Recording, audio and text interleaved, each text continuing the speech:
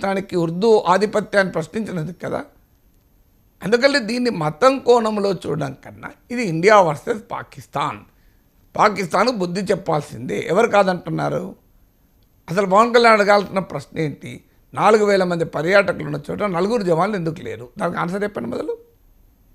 ఇప్పుడు 4,000 మంది పర్యాటకులు ఉన్న చోట 4 జవాన్లు ఉండరా?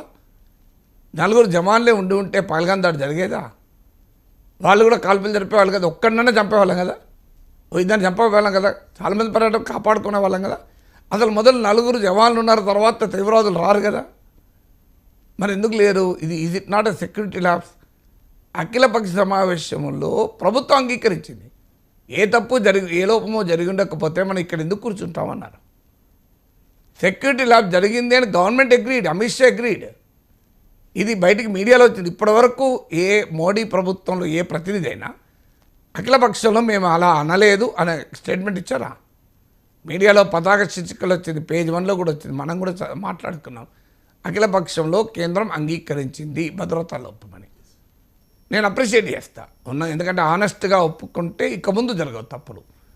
అందువల్ల నేను భద్రతా లోపం అని అంగీకరించిందని తప్పు పట్టడం లేదు. That is a good sign. ఎందుకంటే ఫస్ట్ ఎక్కడ పొరపాటు జరిగిందో అంగీకరిస్తే దాన్ని సరి చేసుకుంటారు. అన్ఫార్చునేట్లీ పాలిటిక్స్ రీతి అంగీకరించారు, బట్ కారణం ఏదైనా అంగీకరించారు. అంగీకరించిన తర్వాత అడగాల్సిన ప్రశ్నలు ఏంటి? ఎందుకు ఇలా జరిగింది? క్లియర్ ఇంటెలిజెన్స్ ఇన్పుట్స్ ఉన్నాయి. మార్చి చివరన ఏప్రిల్ మొదటి వారాల్లో ఇంటెలిజెన్స్ సమావేశం కూడా జరిగింది. మీరు అమర్నాథ్ యాత్ర రిజిస్ట్రేషన్ మొదలైంది, జూన్లో అమర్నాథ్ యాత్ర మొదలవుతుంది. అమర్నాథ్ యాత్రకు ముందు ప్రతిసారి దాడులు జరుగుతాయి.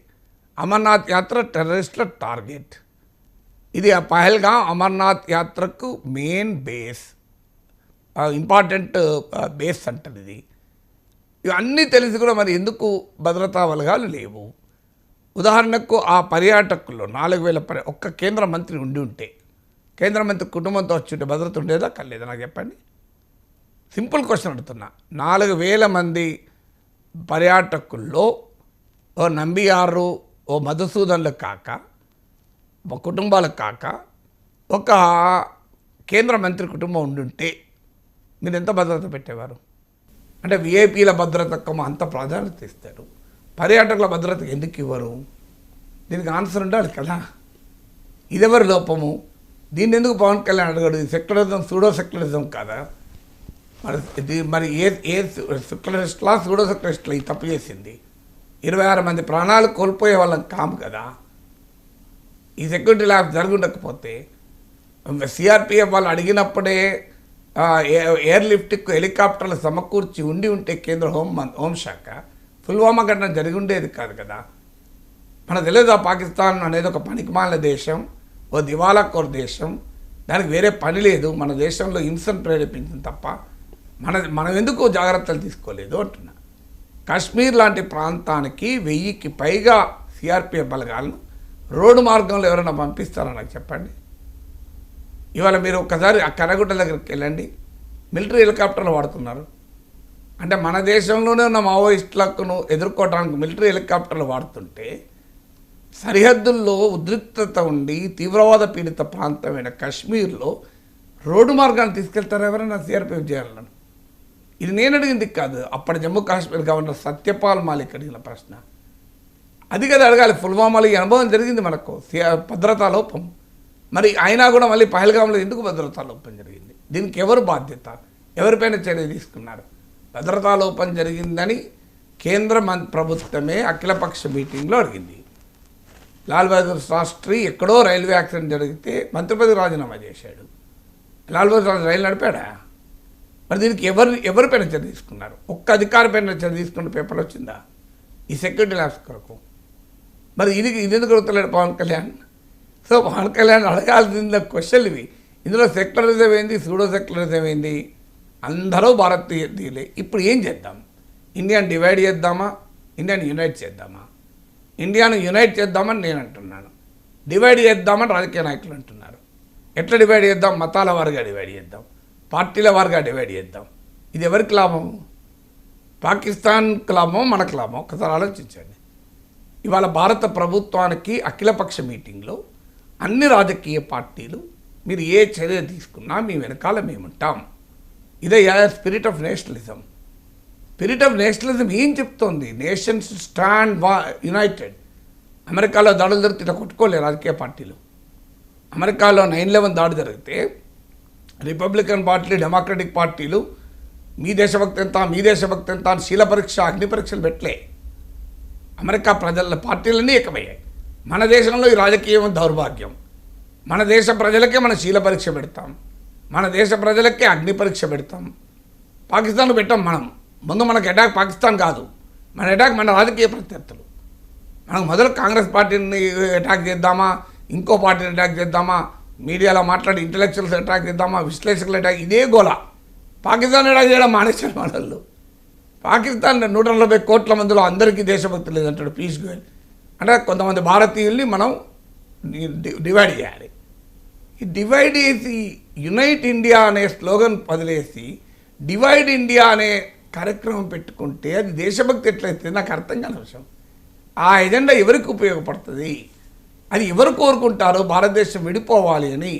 మతం పేరిట, రాజకీయ పార్టీల పేరిట భారతీయులంతా విడిగా ఉంటే పాకిస్తాన్ ఆనందపడుతుంది కదా. పాకిస్తాన్ సంతృప్తి పరిచే పనులు మీరెందుకు చేస్తున్నారు అంటున్నా. పాకిస్తాన్ భాష మాట్లాడే ప్రజలు భారతదేశంలో ఉన్నారంటే అది ఎవరికి లాభం? పాకిస్తాన్ కాదు లాభం. మా దేశాన్ని సమర్థించే వాళ్ళు భారతదేశంలో పెద్ద పార్టీ ఉంది. ఇది ఎవరికి బూస్ట్ ఇస్తుంది? దేశాన్ని ప్రధాన ప్రతిపక్షమే మాకు అనుకూలమట అంటే అది పాకిస్తాన్కి ఉపయోగపడదా? మీ పాలిటిక్స్ లాభమేమో అది మీ రాజకీయ ప్రయోజనాల కొరకు జాతి ప్రయోజనాలు తాకట్టు పెట్టకండి. మీ రాజకీయ ప్రయోజనాల కొరకు దేశ ప్రయోజనాలు తాకట్టు పెట్టకండి.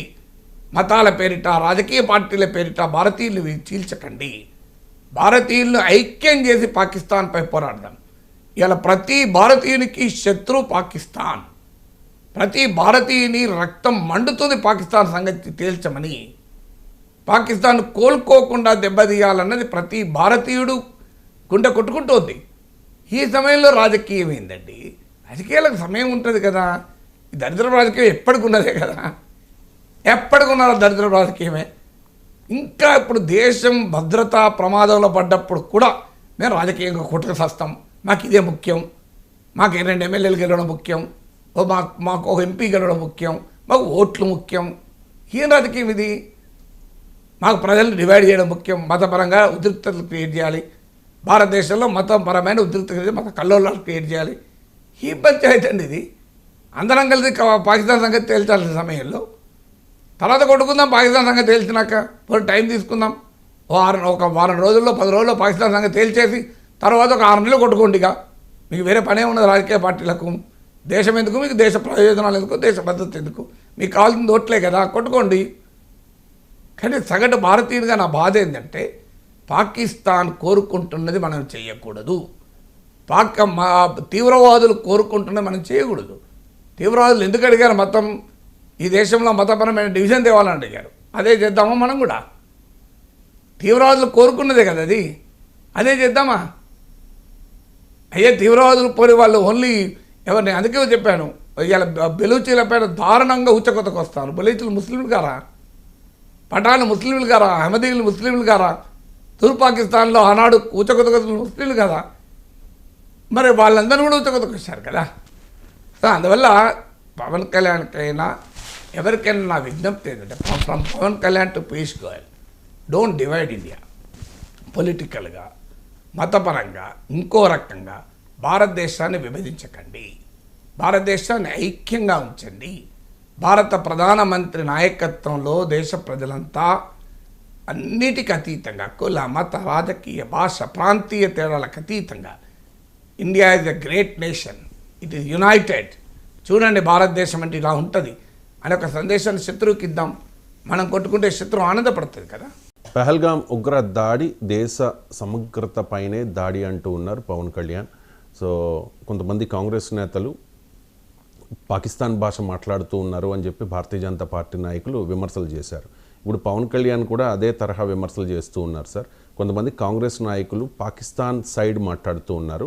అలాంటి సూడో సెక్యులరిస్టులు అందరూ కూడా పాకిస్తాన్ వెళ్ళిపోండి, ఇక్కడ కాదు ఉండాల్సింది అని చెప్పి ఒకసారి పవన్ కళ్యాణ్ బయట ఇంత 26 మంది చనిపోతే మత ప్రాతిపాదికని చంపినా గానీ మన సెక్యులర్ వాదులు, సో కాల్డ్ సూడో సెక్యులరిస్, వాళ్ళు ఏం మాట్లాడుతున్నారు? మతవాడికి చంపలేదంటారు. చనిపోయిన మధుసూదన్ గారి భార్య అందరూ వాళ్ళ అబద్ధాలు చెప్తారు. వాళ్ళు పాకిస్తాన్ని ప్రేమిస్తా అంటారు. వీళ్ళందరూ ఇక్కడ భారతదేశంలోకి వచ్చి మీరు పాకిస్తాన్ని ప్రేమిస్తుంటారు. మొన్న కొంతమంది నాయకులు డిబేట్ లో మాట్లాడుతుంటే చూస్తున్నాను. మీరు పాకిస్తాన్ అంత ప్రేమిస్తే దయచేసి పాకిస్తాన్కి వెళ్ళిపోండి. ఇక్కడ ఎందుకు? పాకిస్తాన్ మీద మీకు అంత ప్రేమే ఉంటే ఇది మాట్లాడుతున్న పని వీళ్ళందరూ కాంగ్రెస్ నాయకులు వీళ్ళందరూ